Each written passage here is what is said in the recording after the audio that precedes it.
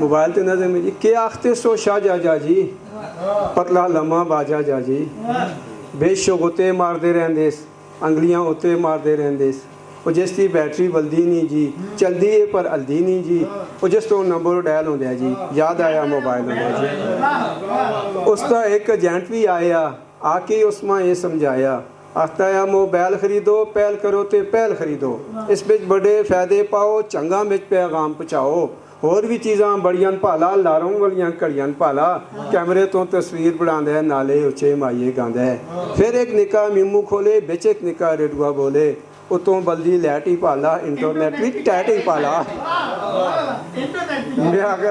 मैं आखा सो जुल व्यापारी साढ़े नहीं एक किसे कारी असी यदों किनसामी ने जदों पैसे कोई ना किने जदों इस पे गीजो रासी पखा ते डिफ्रीजो रासी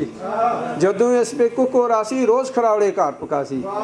मेरी सुन के मोह लमका के बोलिया सिरा तला टाके तुसी यदों किन्यों पाला जहाज भी उसी जदों पाला